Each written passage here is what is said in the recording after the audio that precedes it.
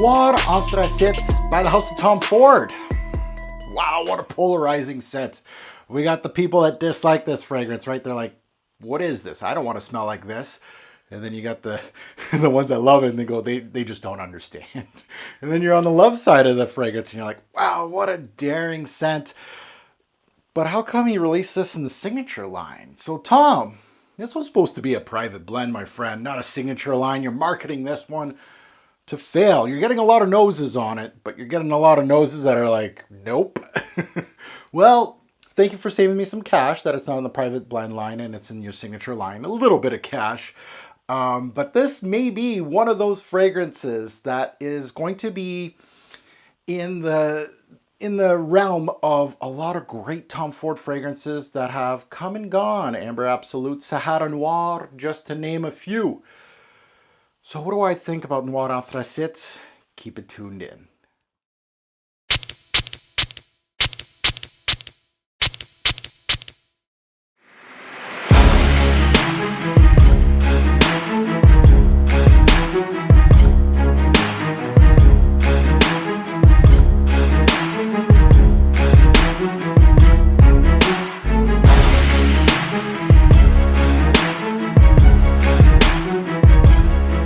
Fragrance family, welcome to Pop the Cherry. This is where I pop the cork on a fragrance and give you my first test on skin. I'm going to give you the good and the bad all together. I've worn this fragrance right here, Noir Anthracite, as my scent of the day today, and I'm going to inform you how well it went or how bad it went. We already know the judge of this fragrance in regards to my personal taste. It has already made a couple top 20 lists, so it's my time to give you my first thoughts on it.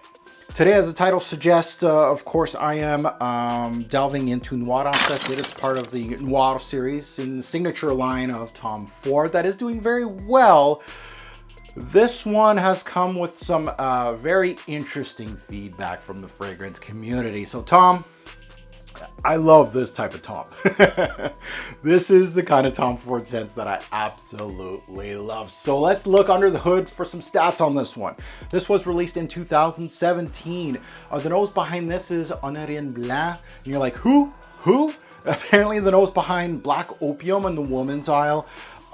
She is known for a lot of women's fragrances.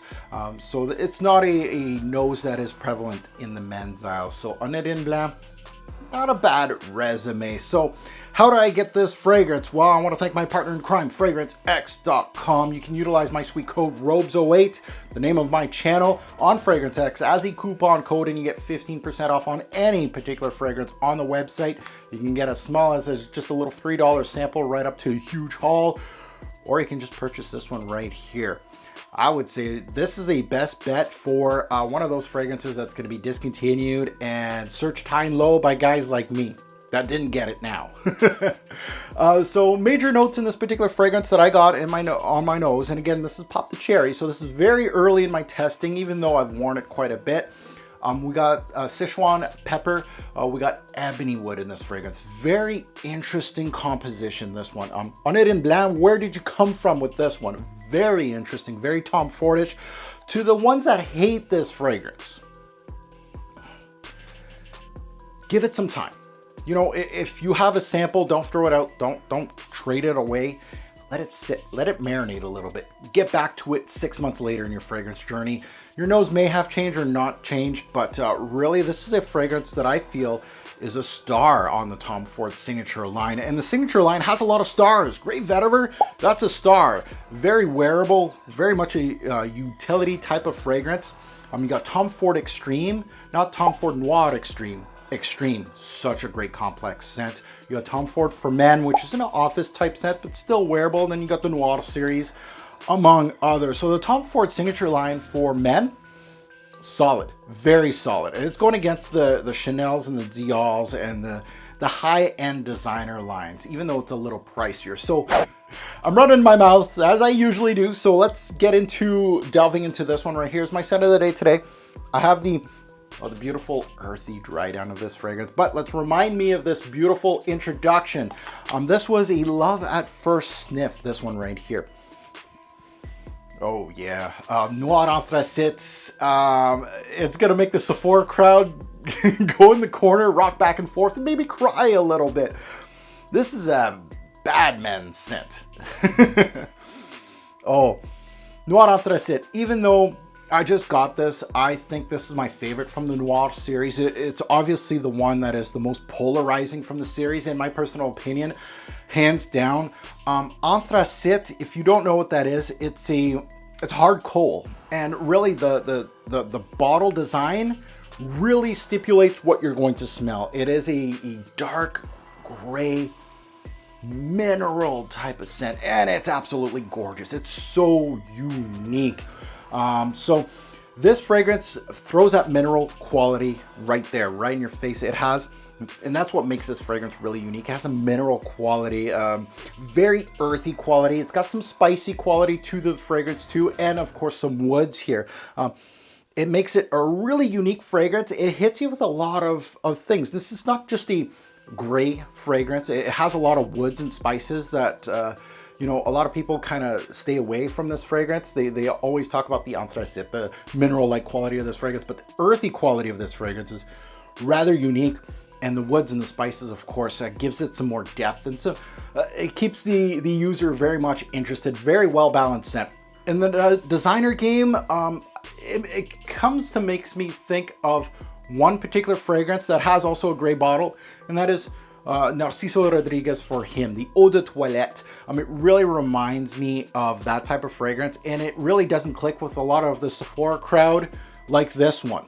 It's a very challenging scent, but at the same time, the designer game is very unique. Like nothing comes, it utilizes a lot of musks, and it has a wet concrete type smell, Narciso Rodriguez. And this kind of reminds me of that. It really is a neat trick. And it has kind of like that kind of magic. And this kind of steals that wet cement musky trick in here with the Sichuan pepper in this one as one of the main themes up top with those earthy qualities. It really makes me think slate gray, metallic, some ash, a pinch of smoke here, and quite a bit of woods. And that is one thing that's really underrated in this fragrance. Not a lot of people talk about the woods in this one. Very interesting use of woods.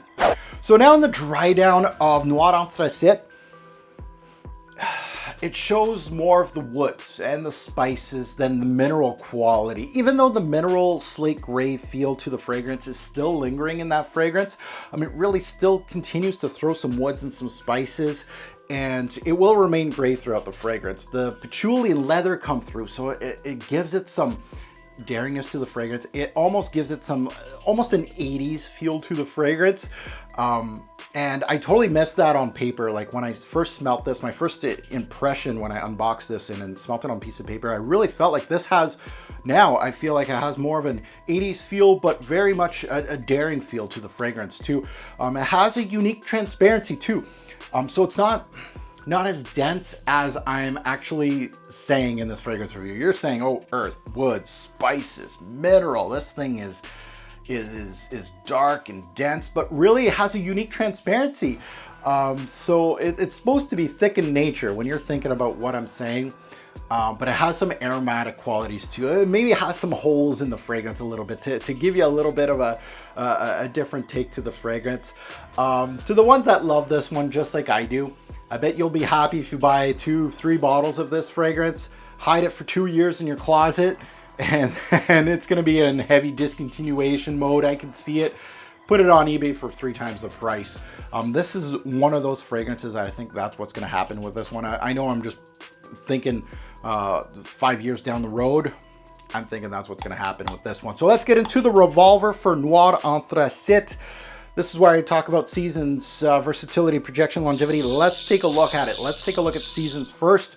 This one, I enjoyed it, and it's in both my list, my fall and winter list, and I enjoy it. I'm gonna try to pull it off in these spring. I think it's gonna work well in overcast days, rainy days in the spring, just like Narciso Rodriguez did. I'm seeing that with this one. It has a little more darker tone than the Narciso Rodriguez because that has the violet. So it gives you some watery qualities and an aromatic quality, but this also has a little bit of an aromatic quality, even though the note breakdown doesn't say so. So fall and winter, and I think rainy spring days, this is gonna work. Day or night, again, the slate gray thinking of this fragrance, this is more of a nighttime scent, casual wear. Versatility, it's medium. You know, it's really for a lot of people that are in warmer climates, right? I'm thinking of you guys in Brazil, Miami, Florida, California. You're probably not gonna like this because it's not built for you. But for us Canadians and maybe Russians and people that do get snow on the ground quite a bit, I think the versatility of it, you're gonna wear this day or night, I think. And a lot of it, because winter and fall are really, really cold. Projection. Projection was high, beast. Again, this is your typical Tom Ford Amber Absolute type of feel. It just really pushes for me.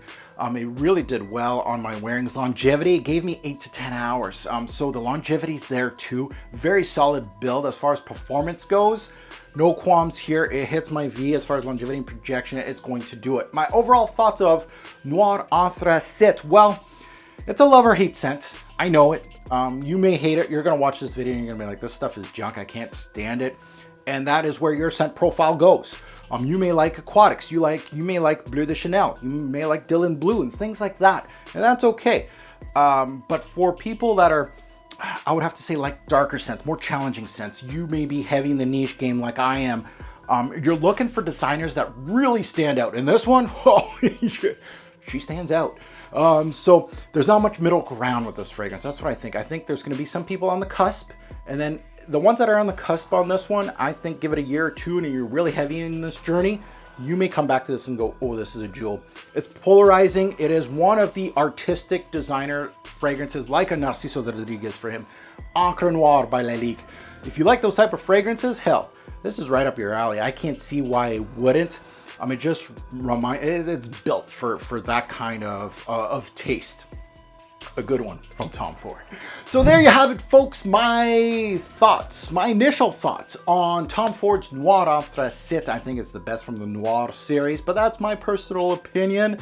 Again, this is early in my journey with this fragrance. I've had pretty good testing with this fragrance in the cool weather. Now I'm going to put this in the vault for the full-fledged review. That's going to happen maybe 6 to 8 months down the line. I want to try it out in spring and summer. I think this is going to shine in spring. I think this is going to surprise me in the spring. I can't wait to try it out in the spring.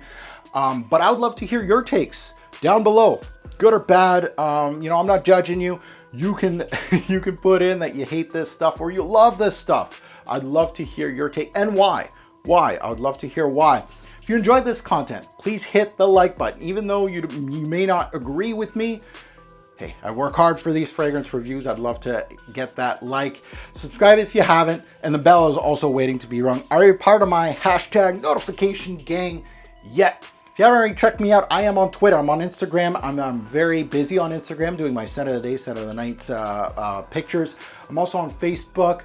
You can just type in Robezoid. You'll see this mug. Or you can also join my Fragrance Guru Nation Facebook group. It is a Facebook group for fragrance heads just like me and you. We're up to 15,400 members. I think that group's gonna pass my YouTube channel as far as people, which is great.